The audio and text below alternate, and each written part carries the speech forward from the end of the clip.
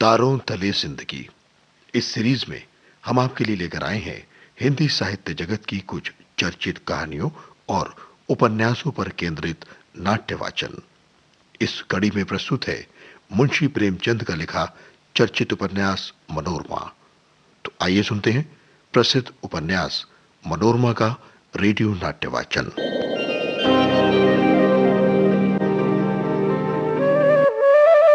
चक्रधर उदास भाव से मनोरमा के यहां चले गए। राजा साहब की प्रजा के प्रति उदासीनता से वे दुखी थे। अब आगे सुनते हैं मनोरमा के नाट्यवाचन की 14वीं कड़ी में।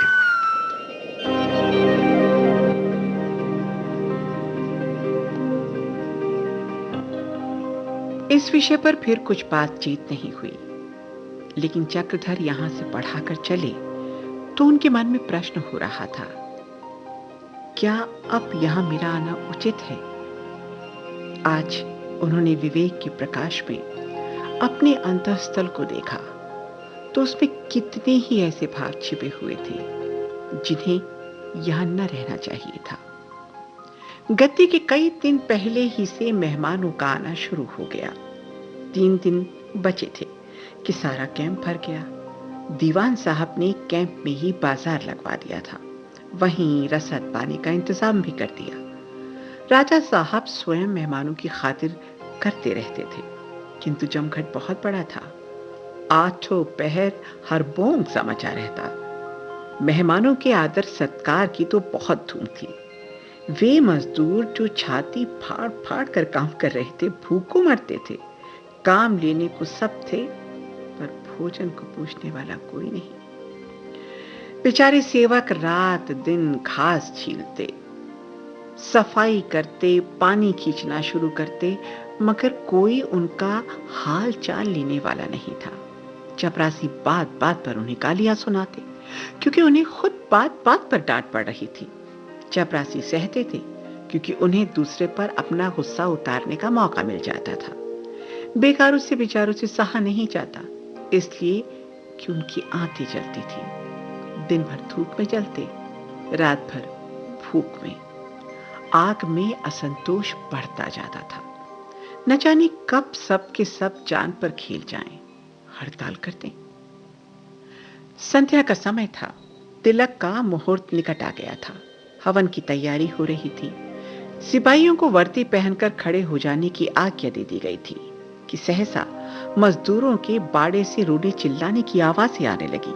किसी कैंप में घास न थी और ठाकुर साहब हरि सेवक हंटर लिए सेवकों को पीट रहे थे। मुंशी वज्रधर की आंखें मारे क्रोध की लाल हो रही थी। चौधरी ने हाथ बांधकर कहा, हुजूर, घास तो रात ही को पहुंचा दी गई थी। हाँ, इस बेला अभी नहीं पहुंची। आधे आदमी तो थके मांदे पड़े हुए हैं सरकार। मुंशी बोले, बदमाश, झूठ बोलता है। अभी पोलो खेल होगा, घोड़े बिना खाए कैसे दौड़ेंगे? एक युवक ने कहा, हम लोग तो बिना खाए 8 दिन से घास दे रहे हैं, घोड़े क्या बिना खाए 1 दिन भी ना दौड़ेंगे? चौधरी डंडा लेकर युवक को मारने दौड़ा, पर उसके पहले ही ठाकुर साहब ने झटपट उसे 4-5 हंटर सड़ाप सड़ाप लगा दिए। नंगी देह, चमड़ा फट गया, खून निकलने लगा। चौधरी ने ठाकुर साहब और युवक के बीच में खड़े होकर कहा, हुजूर, क्या मार ही डालेंगे? अरे लड़का है, लड़का बच्चा है, कुछ अनुचित मुंह से निकल जाए तो क्षमा कर दीजिए, क्षमा कर दीजिए। राजा को तो दयावान होना चाहिए।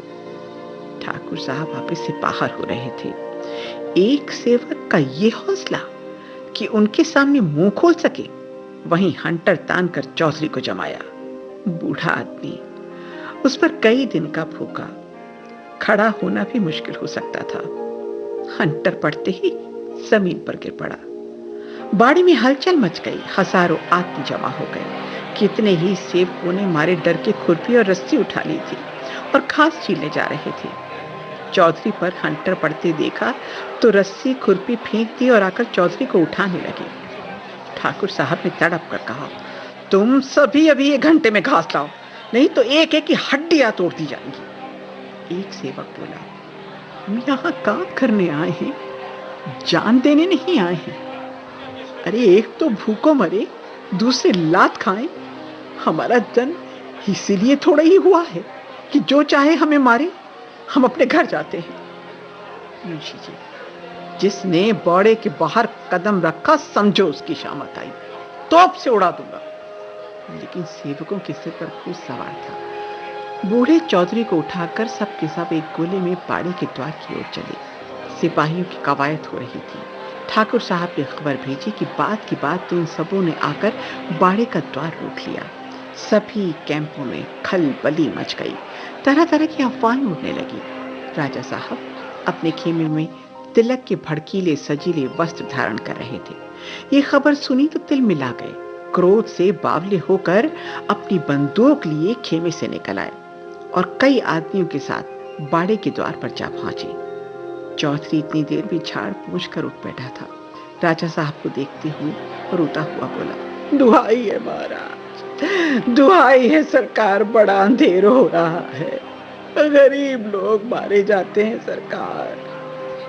राजा बोले, अरे तुम सब पहले बाड़े के द्वार से हटो, फिर जो कहना है मुझसे कहो। अगर किसी ने बाड़े के बाहर पांव रखा तो जान से मारा जाएगा। सरकार, हमको काम करने के लिए बुलाया है कि जान लेने के लिए? राजा, अरे काम ना करोगे तो जान ही ली जाएगी ना। चौधरी, काम तो आपका करे, अरे खाने किसके घर जाएं? राजा, क्या बेहुदा बातें करता है, चुप रहो। तुम सबके सब मुझे बदनाम करना चाहते हो। तुम नीच हो और यूं लातों के बगैर सीधे नहीं हो सकते तुम। चौधरी, क्या अब हमारी पीठ पर कोई नहीं कि मार खाते रहे और मुंह भी ना खोले? अब तो सेवा समिति हमारी पीठ पर है, क्या वो भी कुछ न्याय ना करेगी?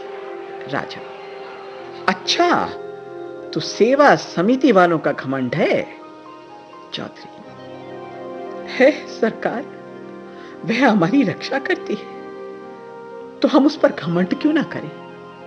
राजा साहब होठ चबाने लगे। ओह, तो ये समिति वालों की कारस्तानी है। चक्रधर मेरे साथ कपट चाल चल रहे हैं। लाला चक्रधर, जिसका बाप मेरी खुशामद की रोटियां खाता है, देखता हूं वो मेरा क्या कर लेता है। इन मूर्खों के सर से घमंड निकालना ही पड़ेगा, और ये जहरीले कीड़े फैल गए तो आफत मचा देंगे। चौधरी तो ये बातें कर रहा था, उधर बाड़े में घोर कोलाहल मचा हुआ था। सरकारी आदमियों की सूरत देखकर जिनके प्राण पखेरु हो जाते थे, वो इस समय निशंक और निर्भय बंदूकों के सामने मरने को तैयार खड़े थे। द्वार से निकलने का रास्ता ना पाकर कुछ आदमियों ने बाड़े की लकड़ियों और रस्सियों को काट डाला। हजारों आदमी उधर से भड़भड़ा कर निकल पड़े, मानो कोई उमड़ी हुई नदी बांध तोड़ कर बह निकली हो। उसी वक्त एक ओर सशस्त्र पुलिस के जवान और दूसरी ओर से चक्रधर समिति के कई युवकों के साथ आते हुए दिखाई दिए, और उन्हें देखते ही हड़तालियों में तो मानो जान सी पड़ गई।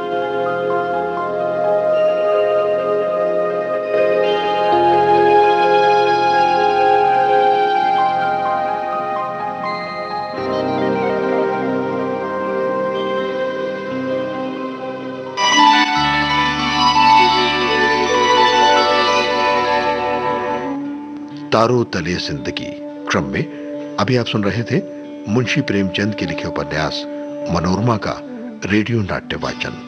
स्वर डॉक्टर ऋतु राजपूत का था और प्रस्तुतकर्ता थी काजल सूरी।